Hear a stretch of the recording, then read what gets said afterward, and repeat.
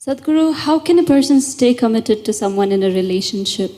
Is it natural to love someone and yet be sexually attracted to others? What should be the proper course of action that should follow, or how does one handle this? See, there is a psychological integrity, there is emotional integrity, but there is a biological integrity also. Integrity does not mean morality.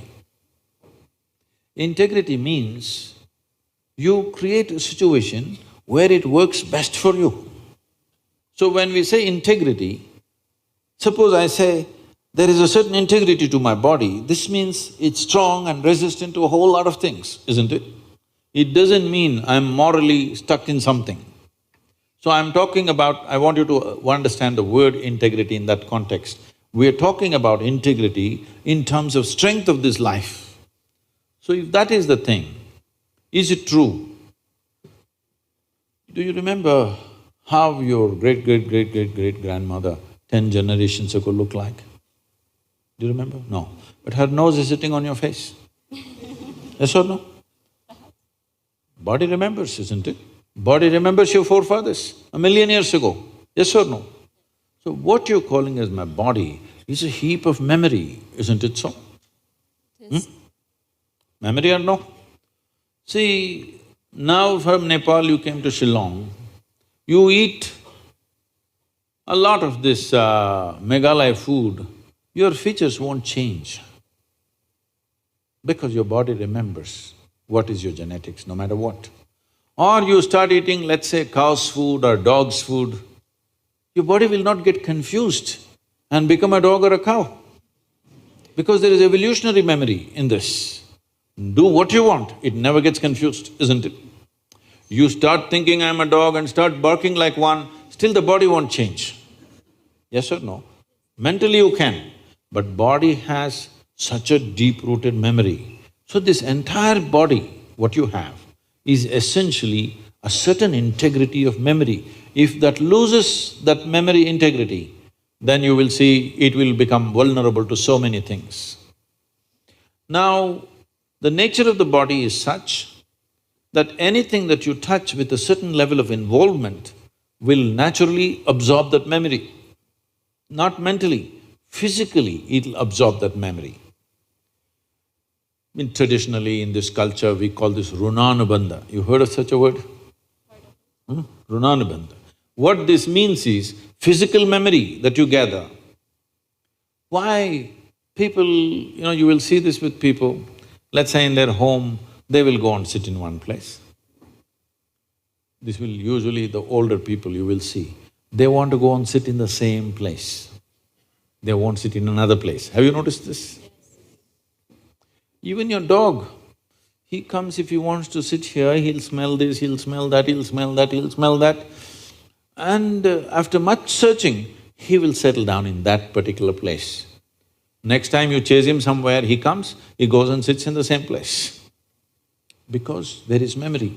Today there is forensic equipment where you're sitting here right now, you went away.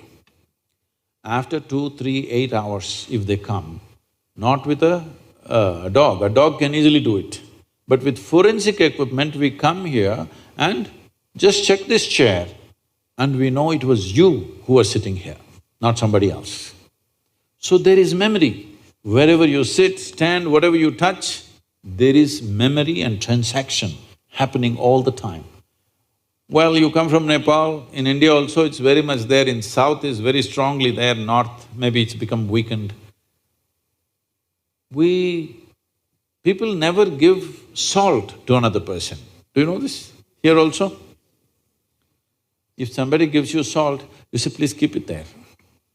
Because there are certain materials which transmit memory much better than others. Salt, sesame seeds, lemons, like this, if you give traditional people, they'll say, keep it there, I will take it.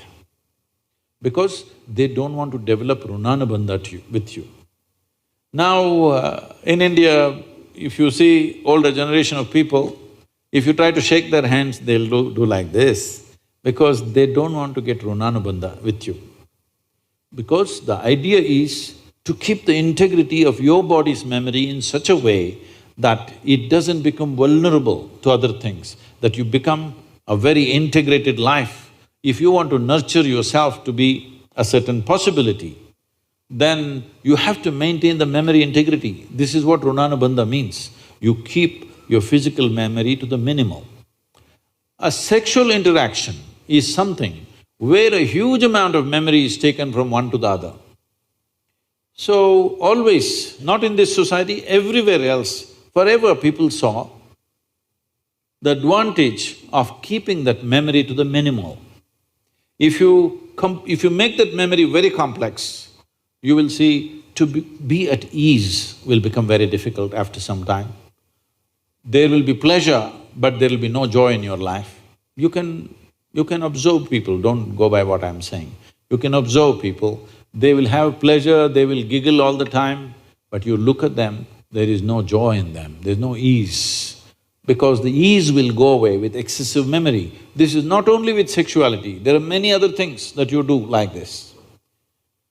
Right now you see this very much in the Western societies. Wherever I go, especially in America, people will come, "Sadhguru, where is my hug?" I say, "It must be with you.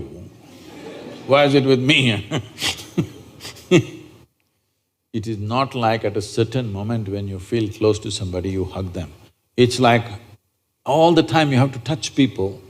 Because today's psychiatrists are analyzing these things and saying that is because they have not been sufficiently touched by their mothers and parents at an early age. When they grow up, they're desperately longing to touch somebody all the time. All these things have a serious impact on one's life. How much physical contact when the child is born, this will determine how much physical contact they will long for later on. And the memory of what an infant picks up from the mother at that time, because till a child becomes 4.5 years of age, in many ways, energy-wise, it's not a separate life. It's still attached to the mother's body. Actually, if by nature if people go till then, they must be drinking the mother's milk and connected up to 4.5 years, that's how naturally it was. So, the energy doesn't mature at that time, more and more memory that you get from the mother is better and better to strengthen this. But once the child begins to move out and becomes an individual, life is organizing itself. People come to me and say, "Sadhguru, can you bless my daughter, can you bless my son?" First thing I ask is, how old? If they say 15, 16, 18, all right. If they're over 21, I say no.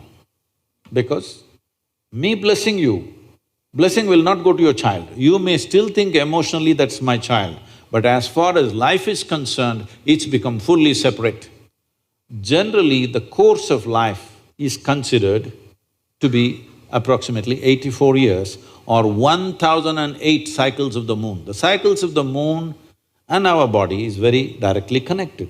Only because our mother's bodies were in sync with the cycles of the moon, we are born, otherwise we wouldn't be born, isn't it? Hello? So, a full life is considered 1008 cycles of the moon, which will approximately considered as 83 to 84 years. So if one crosses 84, it's considered a full life. In this, the first quarter is the only time when it is connected to parentage. After that, the child must move, because energy-wise, you cannot connect those two lives anymore. So that is when the longing, if you have not created enough integrity within yourself, the longing for another body multiplies.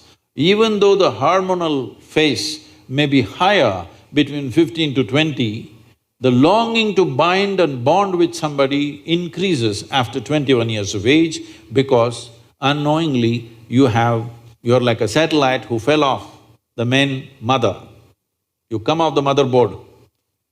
Now you want to attach to something unless you find some integrity. This is why between 12 and 18, one must do lot of sadhana to strengthen the body so that you don't desperately bind yourself to something or somebody. You must consciously, if you wish to take a partner, it must be a conscious process. If it's a compulsive process, then you will pay the price for it. This is not a question of morality. It is not that this is sin, that is sin. The question is, what is your priority in your life? If your priority is to make this life rise to a higher possibility, then you must be conscious. If you want to somehow live and go, it's okay.